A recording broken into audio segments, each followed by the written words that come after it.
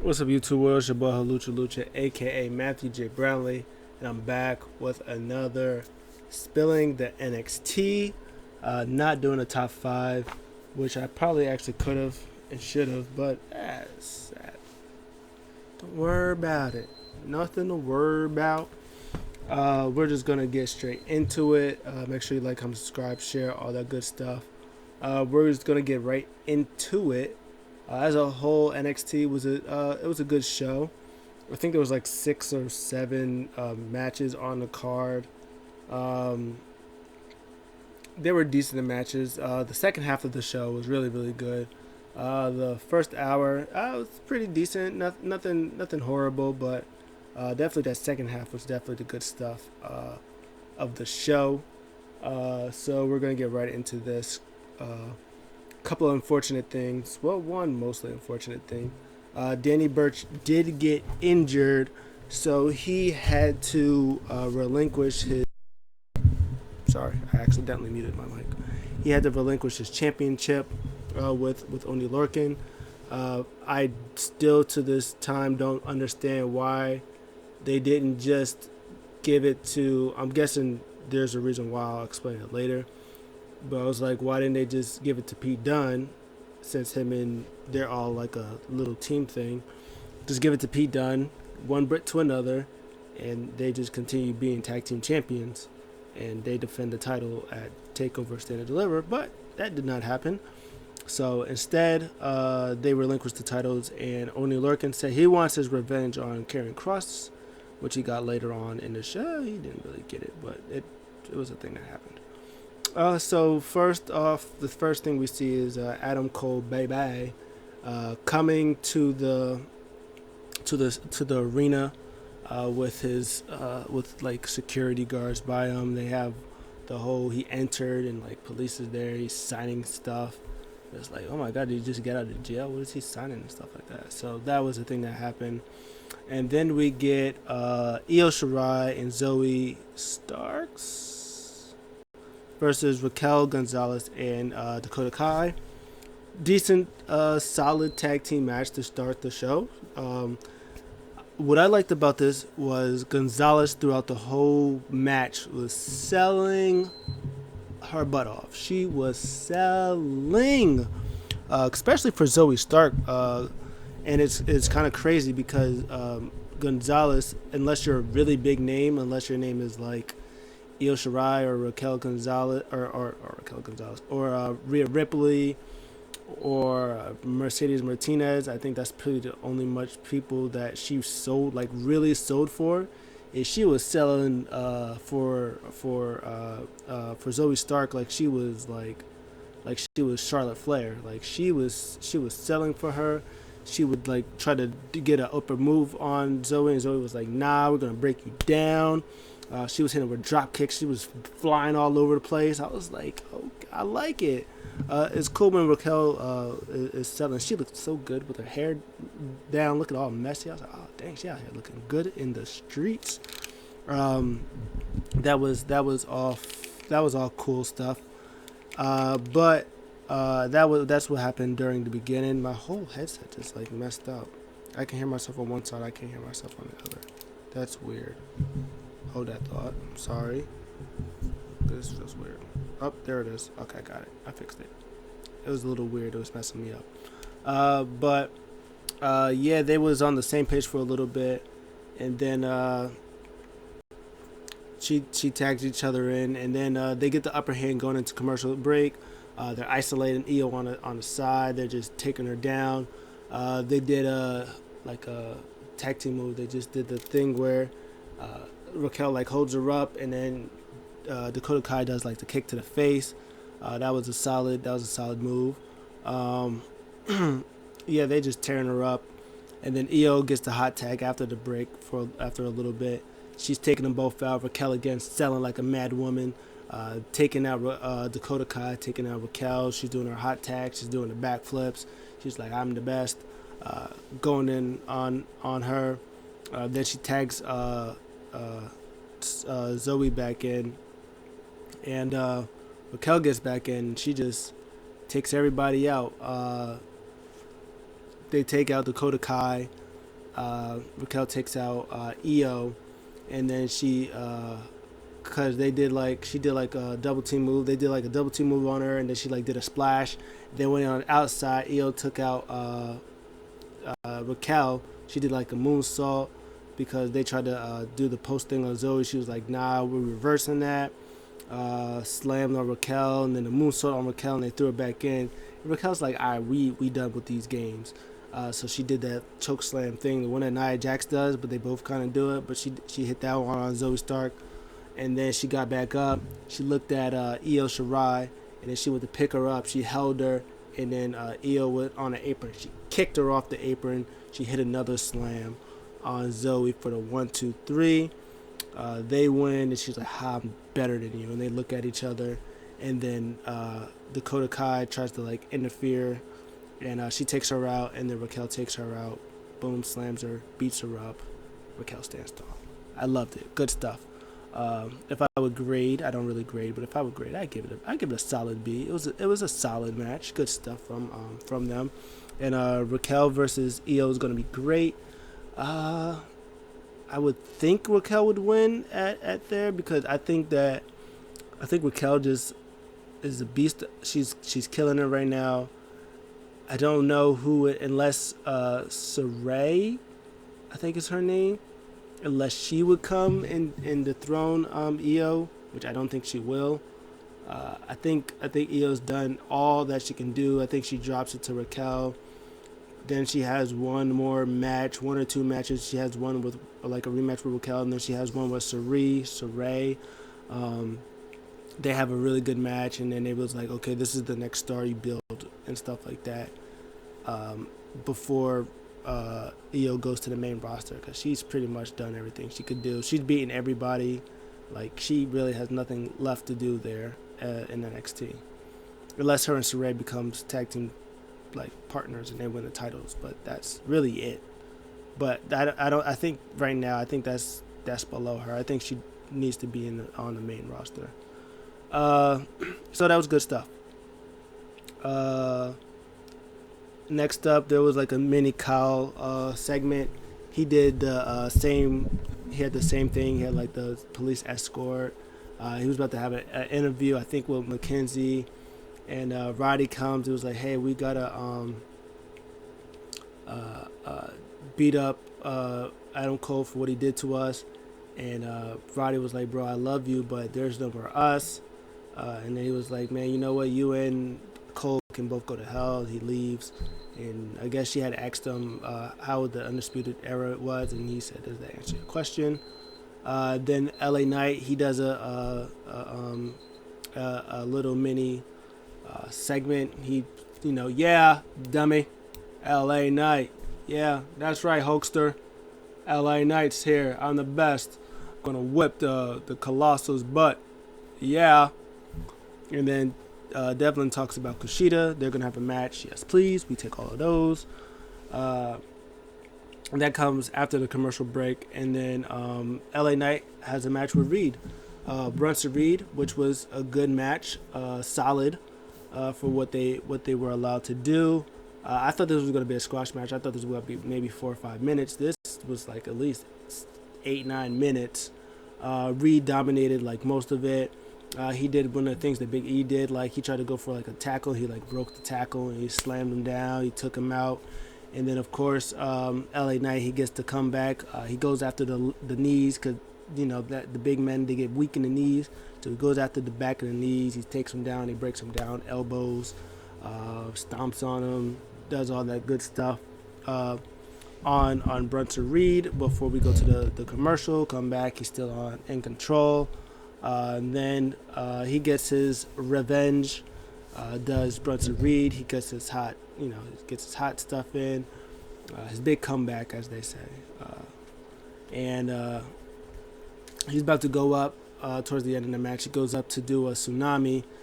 Very athletically, LA Knight like leaps up all the way, like from the canvas to the top of the turnbuckle. He tries to go up there, tries to attack him. But Brunson Reed pushes him off. He hits a tsunami for the 1-2-3, and Brunson Reed is the winner. Solid match. I would give it like a C plus. For what they did, it was good stuff. Surprising a little bit that Brunson Reed wins, but there's probably going to be more for them, and where LA Knight gets on top. But it's good that Brunson Reed continues his momentum and gets that big old W. Next up, they announced that MSK, Grizzled Young Veterans, and Legado del Fantasma will be in the triple threat match at Stand and Deliver. And the winner of that match will become the new tag team champions. Simple. Good stuff. That match is going to be fire. Again, just put Pete Dunne in that. It's okay, whatever. After that, they have a video package for Walter. Walter pretty much said that no matter what anybody says about him, he keeps this tradition. He always had the same thing about how much he loves professional wrestling, how much he believes that the mat is sacred, and he takes it serious and stuff like that. And they pretty much talk about, he says that Drake is in big trouble. And yeah, next up is Karrion Kross versus Oney Lorcan. They, again, I already said it before. Oney Lorcan wants Karrion Kross because he injured his tag team partner, which sucks for him because he was like, him and Birch was like on top of the world. Now they had lost the tag team championships because of an injury. Now he's solo again, and he's probably going to be in the, like, he's not, I don't feel like he's going to be in the mix like that anymore. Because I'm pretty sure Pete Dunne's about to do his own thing. Danny Burch is out. I think they said like 6 months. So Oney Lorcan, unless they put him back in the cruiserweight division, he's just gonna be floating. But I hope they put him in the cruiserweight division because he's very, very good, very, very good. Which proves in this match that he made Karrion Kross look like $200 million. Stiff chops, man. He be chopping. Karrion Kross is out here selling the chops. Like, ooh, these hurt. Karrion Kross did fine. In the beginning of the match, there's a lot of like, he was trying to toss him to one side of the corner, trying to take him out. Oney Lorcan would like duck and chop him, try to take him out to another corner. He would just chop him and chop him and chop him. Got a couple of the Randy Orton rest holds in there. But it wasn't anything too horrible. It kind of felt like a little, like a double turnish a little bit. In the beginning, they did seem like Oney Lorcan was the heel and Karrion Kross was like the baby face. But like towards the end of the match, it kind of like reversed a little bit. Oney Lorcan got in his Superman powers. Kicked him, did the elbows. Nice half and half. He was on the outside. They were on the outside a lot. He was throwing them on the barricades and on the steel steps. He had like a nice suplex. Did Karrion Kross to him. So I mean, it was a decent back and forth. A good effort by Oney Lorcan, but in the end, he hits him with a pseudo suplex and then the elbow blow in the back. I don't know why he doesn't use the cross jacket. I don't know why he doesn't use that as a finish. I don't know why all of a sudden in the back of the head is his finisher. It's a really weird finish, but he wins with that. And then he pretty much talks about Finn Balor. He talks about taking him out, and right now he's the champion, but he's not going to be champion for long. It seemed like he was bleeding from the neck or something. Maybe he got like scratched and his neck like was bleeding and stuff like that. Finn Balor comes out with a decent promo, really. He pretty much just said that he seems that he has found Karrion Kross's weakness. He said a lot of people confuse demons with emotion. He said that Karrion Kross is a very emotional person, which makes him make a lot of mistakes. Pretty much says like he's green and make mistakes and stuff like that. And he said at Takeover we're gonna find out if you can control your demons, which is I've done, or what he thinks is gonna happen. He's gonna let the emotions get the best of him. His emotions being Scarlet, and when he does that, he's gonna show no emotion and take him out and drag him all over the canvas and beat him up and stuff like that, which I fully believe that Finn Balor is going to do. Which also comes to an interesting point is if Finn Balor wins, who's taking the title from Finn Balor? I can see both. The only thing I can see is if Kross wins, he gets the title. The only thing, unless they want Finn Balor to go back to the main roster, I could see Finn Balor going to UK to face Walter, because okay, well, let's just talk about it. We're gonna talk about it right now. They announced the Battle Royal Eliminator for Johnny Gargano's championship.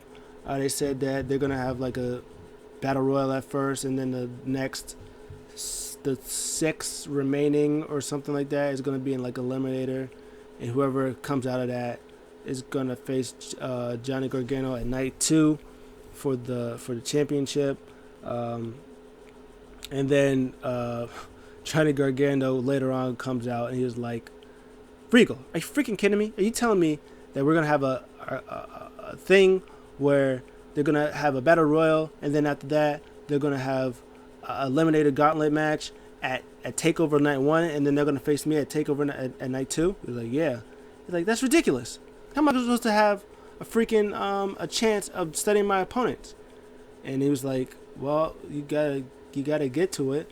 And it was funny that William was like, "Do you wear that belt on your waist all the time?" He was like, "Yeah, I'm the champion. Of course I do." He was like, "You know what? Forget you." He was like, "You can leave now." He's like, "And I'm not closing the door on my way out." It's hilarious. But anyways, Pete Dunne versus not that, just kidding. Walter versus Drake Maverick. Pretty much Drake Maverick was like, had like a little thing in his hand. He was like, "Hey, you guys, what did you guys do to Killing Dane? I know it was you." They're like, "Why would we do anything to Killing Dane? We don't care about Killing Dane," which they probably did, which actually makes sense because of Alexander Wolf and Killing Dane's thing. And then Walter is behind him. He's like, "Hey, what are you doing? You got a problem? Oh, what you gonna do now? What you gonna do now?"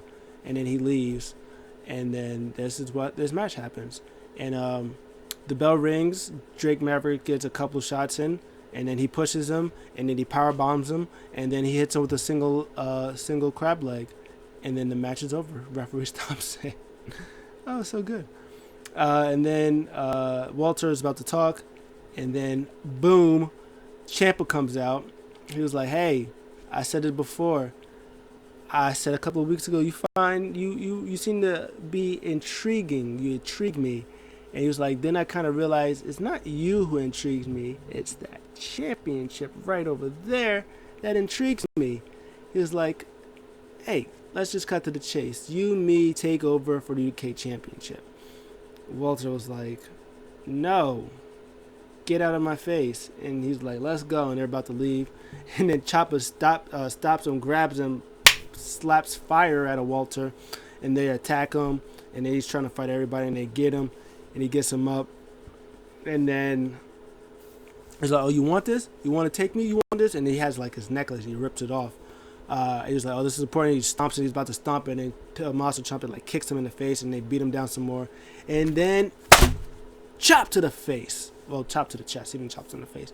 And he takes him out. He was like, "You want this championship? You want this? All right, I see you at Takeover." Yes, Walter versus Tommaso Ciampa at Takeover. Yes, yes, yes, yes. This match is gonna be fire. But Walter's gonna win. So, like I was saying before, so I don't know if Finn Balor loses and then he either goes to the main roster or he's gonna challenge Walter for the UK Championship, and probably not win, but that might be one of the last stop things before they send Finn Balor back to the main roster. But either way, Finn Balor is going to get his hands on Walter, and it's going to be great, and I'm going to enjoy every second of it. Next up, Pete Dunne said that he's going to win this gauntlet match. Mercedes Martinez was backstage with Robert Stonebrand. It was like, hey, you know, I know times have been tough, but you know, her partner got injured. We need you to help us. She was like, yeah, all that noise. Where the money at? He was like, here, give him the money. Got the money. She looks in and she says, change of plans. This is only half. I'll take the other half when we win the titles. And then it was like, yes, I got a tag team partner. She was like, you got any more money? I'm broke. He was like, I ain't got nothing to help you. So they have the match. The match is decent. This is a decent tag team match for the tag team championships. They were never going to win. But it was cool to see Mercedes and Aaliyah team up a little bit. I kind of wish that they did make them a little more like Robert Stonebrand. Like if they had Aaliyah, Mercedes Martinez, what's her face, Jessica Maya, and Vanessa Bourne, I think her last name is. They would have had them as like a decent Robert Stonebrand. I think they could have been like really, really good. But unfortunately, what can you do? This match was fine. Good tag team move from Aaliyah and Mercedes. She like grabbed her, like she had Shontzi up, and they did like, it was like a facebuster slam type move. In the end, though, of course, tag team champions win. They take out Mercedes Martinez. Ember Moon hits an eclipse on Aaliyah, and 1, 2, 3. Still champions. They go in the back. They're celebrating the victory, and of course, sarcastic. The way I'm gonna say Chelsea Green, sarcastic indie wrestling and Candice wrestling. It was like, yeah, but that's them. You need to beat us. We're the real deal. And they were like, yeah, we already beat you guys, but I guess if you want to get beat again, since we have no other tag teams, you're on. So they're gonna face them and they're gonna beat them because there's no other tag teams. Crazy. I hope they get more get more women for the tag team division, guys. It's looking a little rough for them. Next up,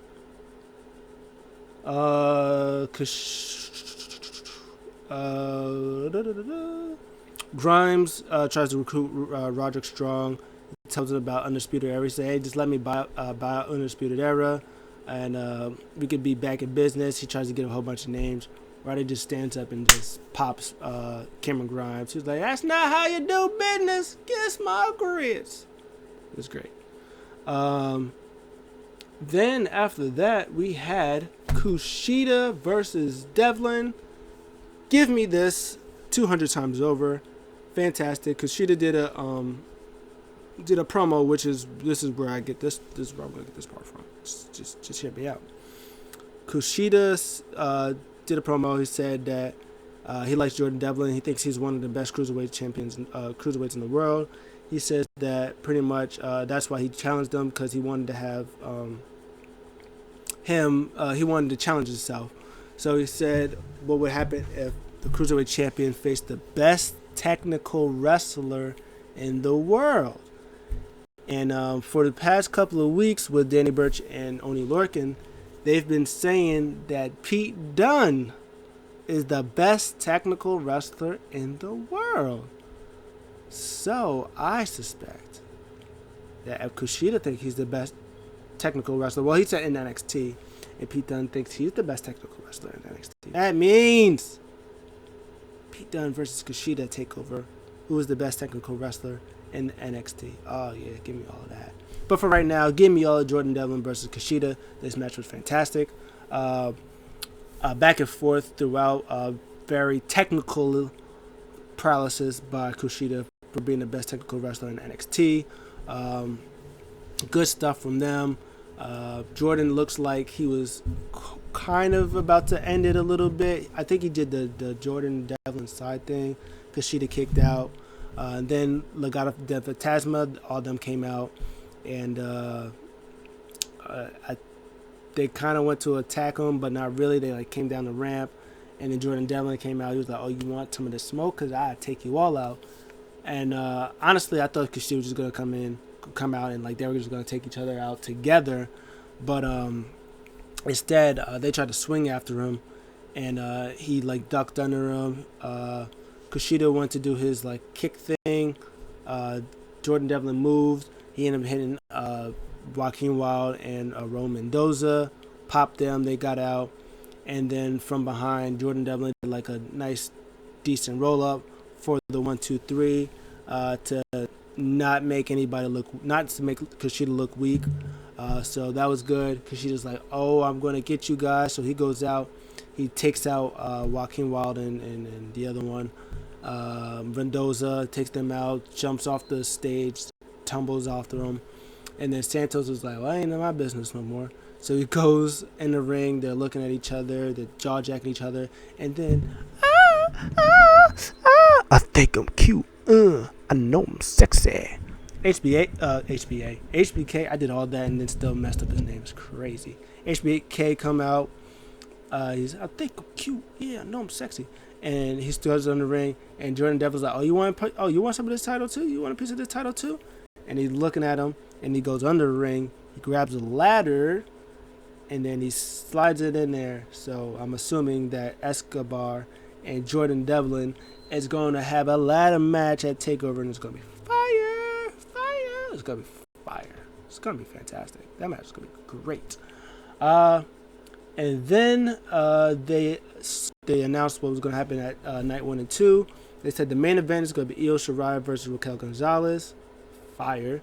Walter versus Tommaso Ciampa. Fire. There was one more. The gauntlet match thing. That's going to be good. And then there was one more match. The triple threat tag team. Oh my god, that match is going to be so good. MSK, Grizzled Vets, and Legato, them. That match is going to be fire. And then night 2, headlining, obviously, is going to be Finn Balor versus Karrion Kross. Johnny Gargano versus whoever wins that gauntlet thing. And then the Escobar and Devlin and the ladder match is going to be fire. TakeOver is going to be fire. So, main event is the contract signing. William Regal is not a happy camper. He's like, oh, you two. Oh my God, you guys give me so much trouble. You got the police involved. Killed me. This is contract signing. Kyle, you're not medically cleared, but this contract is like you on your own. You live by the sword, you die by the sword. And Adam Cole just cuts fantastic promo because Adam Cole is fantastic. Pretty much just said, just told a story about, just the kind of story like a boy who cried wolf. Pretty much said that Kyle O'Reilly, in Undisputed Era, he kind of tried to believe in Undisputed Era that we were a brotherhood, but I saw Kyle challenge Finn for the title twice, and then even after that, what did he do? He tried to get to get Finn Balor to join Undisputed Era. He's like, "You crazy? Are you crazy?" He was like, and he called him a lapdog. He said, "You're a sidekick. You can't even do anything by yourself." He said, "Pretty much at TakeOver is gonna be what it's gonna be. We know what it is. I'm gonna win. You're gonna get your ass beat, and the only person who doesn't seem to know that is you." And then Kyle O'Reilly, not as strong, but for what it was, he did a decent job. Just pretty much said that they were family and he known them for a long time, and he thought that they were both in the business, or they both came in here 3.5 years. They've been the team. They've been fighting along each other. They've been friends. He said, but along the way, one of us has matured and grown and thought that the 401s, the handicap matches, wasn't good. And the other one, Adam Cole, baby, still a dick, still an asshole, and nothing's changed. And at TakeOver, he's going to beat his ass. So they both signed the contract. He's like, yeah, you signed that contract. You signed that death wish. and he did. And then Kyle O'Reilly threw a pin at Adam Cole, baby, and the segment ended. They just yelled at each other. William Regal's just looking at the ball like, oh my god, you guys gotta stop it. So yeah, that was NXT. That was a good. That was the show. Decent show. I give the show B plus. It was good stuff. Like I said, the last hour, the contract signing, Kushida versus Devlin. Give me some more of that without any interruptions. That was good stuff. The tag team match was decent. Pretty fun. Volta versus Tommaso Ciampa. Give me some all of that. The Io and Zoe tag match with Raquel, making Raquel look dominant and strong. Good stuff. Kross versus Oni was pretty decent. LA Knight versus Reed was what it was. Yeah, I'm gonna give it a B plus. I think it was a solid show. Yeah, that's really it. Can't wait to take over Stand and Deliver. It's gonna be a great match. This is probably the first NXT video ever that I've done that was over 30 minutes, which is crazy. I like it. It was a good show. I liked it.